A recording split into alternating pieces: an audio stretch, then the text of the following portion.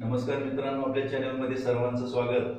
आज आपण इयत्ता 10वी गणित भाग 1 मधील प्रॅक्टिस सेट 3.4 मधील पाचवं आणि सहावं उदाहरण घेणार आहोत. पाचवं उदाहरण मी वाचतोय, महत्त्वाचं उदाहरण आहे, तुम्हाला स्क्रीनवर दिसेल. Cargill's temperature was recorded in a week from Monday to Saturday. All readings are in AP. The sum of temperatures of Monday and Saturday was 5 degrees Celsius more than sum of temperatures of Tuesday and Saturday. If temperature of Wednesday was minus 30 degrees Celsius, then find the temperature on the other 5 days. आता यामध्ये कारगिल नावाचं जे शहर आहे किंवा कारगिल हा शब्द तुम्ही ऐकला असेल, कारगिल युद्ध, कारगिल दिवस, विजय दिवस वगैरे वगैरे. तर हे कारगिल काश्मीरमध्ये आहे आणि तिथलं जे टेम्परेचर आहे ते थंड आहे, म्हणजे थंड हवामानाचं ते ठिकाण आहे. थोडक्यात समुद्र सपाटीपासून उंचीवर असल्यामुळे तेथील वातावरण एकदम थंड आहे. आणि इथलं जे टेम्परेचर आहे हे टेम्परेचर दिलेलं आहे, पण ते कसं दिलेलं आहे? कॉन्सिक्युटिव्ह टर्म्स मध्ये, म्हणजे अरिथमेटिक प्रोग्रेशन मध्ये दिलेलं आहे. मंडे टू सॅटरडे 6 दिवसाचं ते आपल्याला काय करावं लागेल? मानावं लागेल, सपोज करावं लागेल. आणि त्यानंतर दिलेल्या कंडिशन नुसार आपण पुढचं उदाहरण सोडवूया. Answer: the temperature of Kargil is an AP. पहिलंच वाक्य लिहायचं. कारगिलचं जे टेम्परेचर आहे ते अरिथमेटिक प्रोग्रेशन मार्क मध्ये आहे आणि ते आपल्याला दिलेलं आहे. गिवन म्हणजे आपण मनानं घेतलेलं नाही, दिलेलं आहे ते. आता त्यानंतर टेम्परेचर इज डिग्री सेल्सिअस मध्ये आहे. टेम्परेचर इज डिग्री सेल्सिअस मध्ये आहे. And it is Monday to Saturday. And it is Monday to Saturday म्हणजे मंडे सोमवार पासून ते शनिवार पर्यंत दिलेलं आहे. आणि ते कसं आहे तर आपण पूर्वी एकदा पाहिलेलं आहे की ते म्हणजे जे अरिथमेटिक प्रोग्रेशन मध्ये जे कॉन्सिक्युटिव्ह टर्म्स असतात त्या कशा घ्यायच्या, म्हणजे 3 कॉन्सिक्युटिव्ह टर्म्स, 4 कॉन्सिक्युटिव्ह टर्म्स, 5, आणि आता तर आपल्याला 6 कॉन्सिक्युटिव्ह टर्म्स. अजून एक दिलेला आहे, temperature of Wednesday is -30 degree Celsius. याला म्हणूया 1, याला म्हणूया 1, किंवा पुढे म्हणूया याला 1 राहू द्या आता लगेच. बघा काय काय दिलेलं आहे ते पहिल्यांदा लिहून घेतलं. कारगिलचं टेम्परेचर जे दिलेलं आहे 6 दिवसाचं ते कसं आहे? अरिथमेटिक प्रोग्रेशन मध्ये आहे, म्हणजे त्यामध्ये काहीतरी सूत्र आहे. टेम्परेचर इज डिग्री सेल्सिअस मध्ये दिलेलं आहे. And it is Monday to Saturday. Temperature of Wednesday is -30 म्हणजे -30 अंश सेल्सिअस तिथलं टेम्परेचर असतं.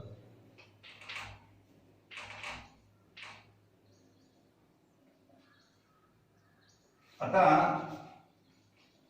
The temperature of Monday to Saturday is an AP, that is A-3D, A-2D, A-D, A+D and A+2D as it is. म्हणजे सोमवार, मंगळवार, बुधवार, गुरुवार, शुक्रवार आणि शनिवार अशा पद्धतीने हे टेम्परेचर असेल. अशा पद्धतीने हे टेम्परेचर असेल. And therefore Wednesday temperature is, आता वेन्सडे कुठे आहे बघा, इथं सोमवार, मंगळवार, बुधवार, म्हणजे A-D is equal to -30 degree Celsius. हे लक्षात घ्या. त्यांनी काय केलेलं आहे? बुधवारचं टेम्परेचर दिलेलं आहे, वेन्सडेचं टेम्परेचर दिलेलं आहे -30 डिग्री सेल्सिअस. म्हणून सोमवार, मंगळवार आणि बुधवार बुधवार म्हणजेच A minus T arithmetic progression नुसार A minus T is equal to minus 30 degree Celsius. आणि त्यानंतर मग according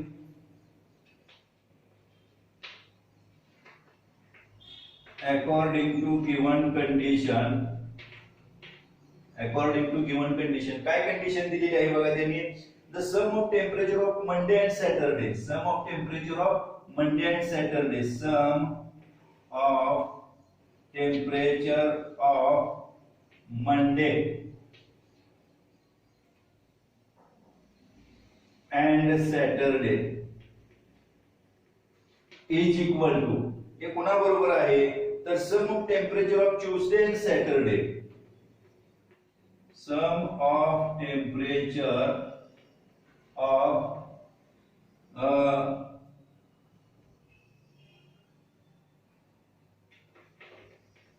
Tuesday and Saturday plus 5 more than 5.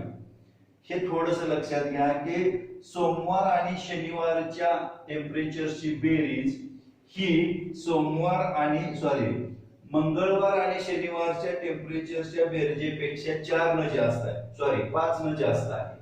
म्हणजे अशा पद्धतीने आपल्याला इथं मांडणी करावी लागेल. सोमवार म्हणजे A minus 3d plus Saturday A plus 2d is equal to Tuesday A minus 2d plus Saturday a plus 2d and plus 5.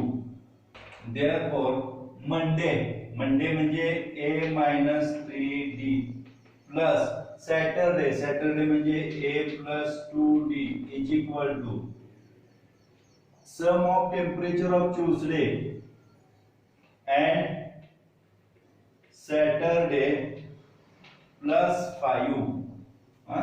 म्हणजे काय होईल बघा बरं. ट्यूसडेचं येणार 1 minus 2d plus a plus 2d plus 5. म्हणजे ह्या समीकरणानुसार a minus 3d म्हणजेच a minus 3d plus a plus 2d is equal to a minus 2d plus a plus 2d plus 5. आता a 2a minus d is equal to a 2a plus 5 म्हणजेच 2a ला 2a गेला minus d is equal to 5 and d is equal to minus 5. आपल्याला d ची किंमत मिळाली. Put this value in equation 1. आता equation 1 मध्ये घ्यायचे आहे. इक्वेशन 1 काय केले आपण बघा. a minus d is equal to minus 30 degree. ते नंतर लिहूया. याला म्हणायचं a. d किती घेतलेला आहे पण आलेला आहे किती -5 म्हणजे a minus 5 is equal to 30. a plus 5 is equal to minus 30. a is equal to minus 30 minus 5. a is equal to minus 35 degree Celsius. म्हणजे a ची किंमत आली -35 डिग्री सेल्सिअस. आता आपल्याला बुधवारचं दिलेलं आहे. a कोण आहे बघा. सोमवार मंगळवार बुधवार गुरुवार म्हणजे गुरुवारचं पण मिळालं.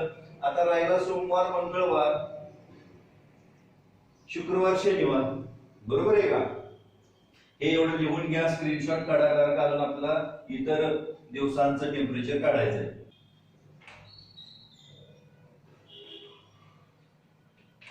Temperature of Monday is equal to a minus 3d is equal to a minus 3d. इथे घेतलेलं आहे आपण a minus 3d. a minus 3d is equal to a किती मिळालं आपल्याला -35 minus 3 into d किती आहे बघा.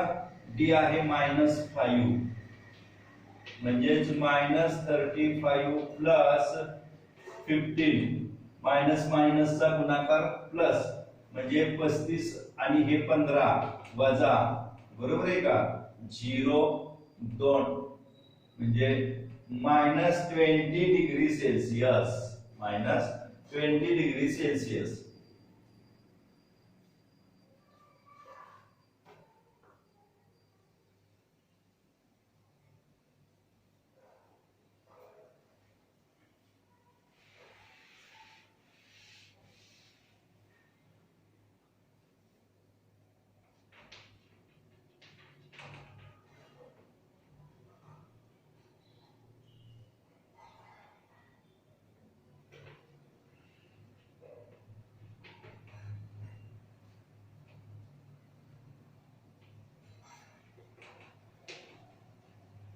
टेम्परेचर ऑफ ट्यूसडे,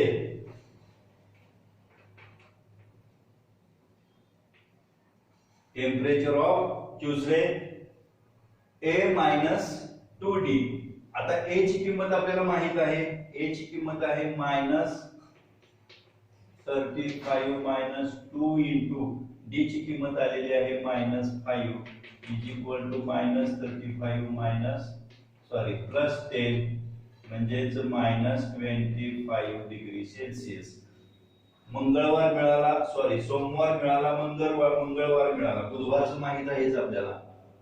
बुधवारचं किती दिलेलं आहे त्यांनी, -30 डिग्री सेल्सिअस. आता आपल्याला काय करायचं आहे, थर्सडेचं काढायचं आहे, म्हणजे गुरुवारच काढायचं आहे. URSDAY is equal to Thursday काय येणार आहे बघा बरं, A आणि A बरोबर काय आपला आलेला आहे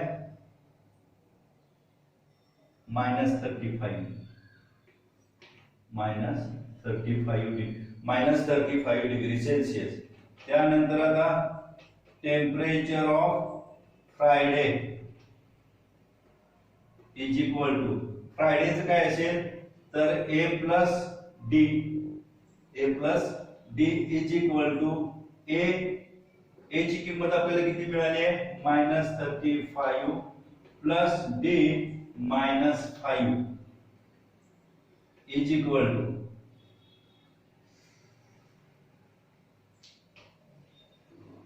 -35 -5 is equal to -40 degree Celsius. म्हणजे आपल्याला सोमवार, मंगळवार, गुरुवार आणि शुक्रवार temperature of Saturday is equal to, temperature of Saturday काय येणार आहे, A प्लस 2D. A किती आहे -35 plus 2 into -5 is equal to -35 -10 is equal to -40 degree Celsius.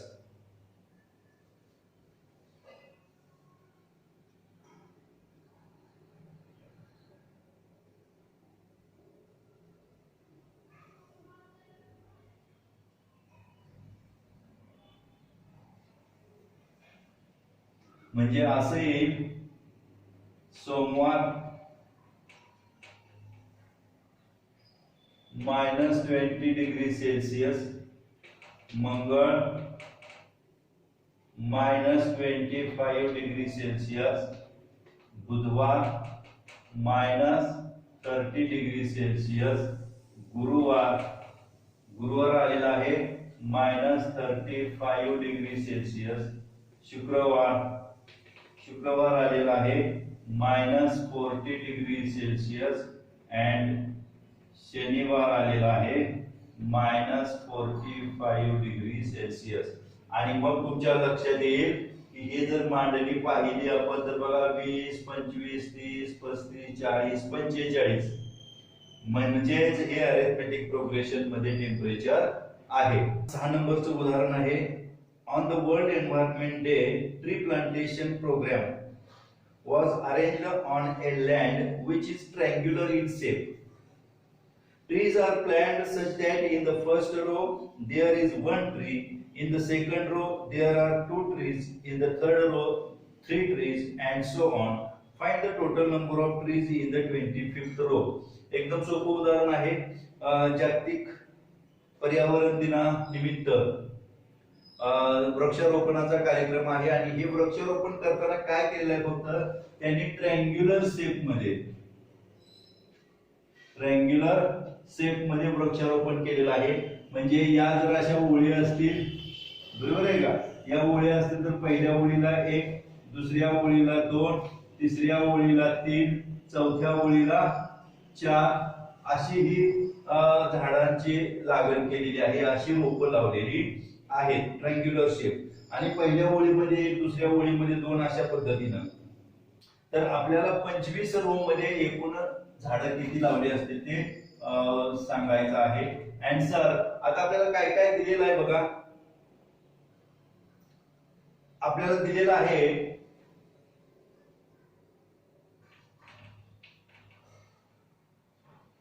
Total number of रोज म्हणजेच n इज इक्वल टू 25 हे एक दिलेलं आहे.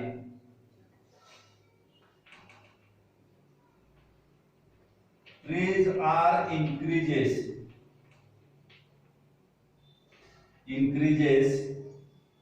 of one tree in next row. म्हणजे पुढच्या रो मध्ये एक झाड वाढलेलं आहे, म्हणजेच common difference d is equal to 1 आला. यामध्ये 1 लावलेला आहे, यामध्ये 2 लावलेले आहेत, यामध्ये 3 लावलेले आहेत, यामध्ये 4 लावलेले आहेत. म्हणजे एक न वाढत गेला. इथं 1 आहे, इथं 2 आहे, इथं 3 आहे, इथं 4 आहे. अशी ही झाडांची ही ट्रँग्युलर शेप मध्ये काय केलेलं आहे, लावलेली आहे झाडं, ही वृक्षारोपण केलेलं आहे. आता त्यानंतर डी 1 आहे, टोटल n आहे. आणखीन आता first row, in the first row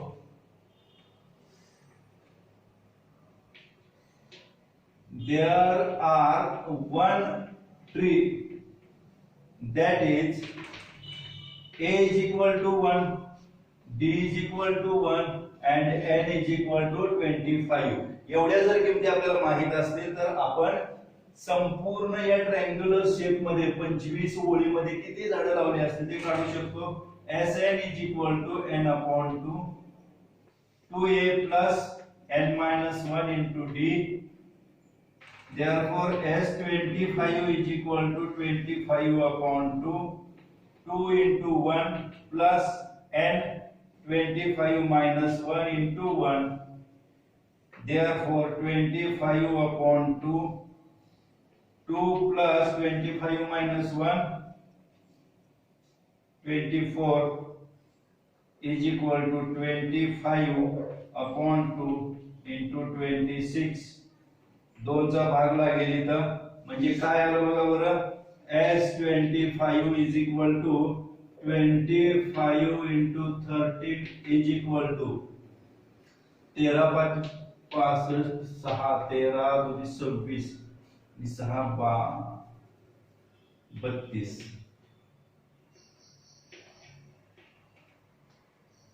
म्हणजे एकदम सोपं उदाहरण आहे, काय फारसं यामध्ये अवघड असं काही नाही.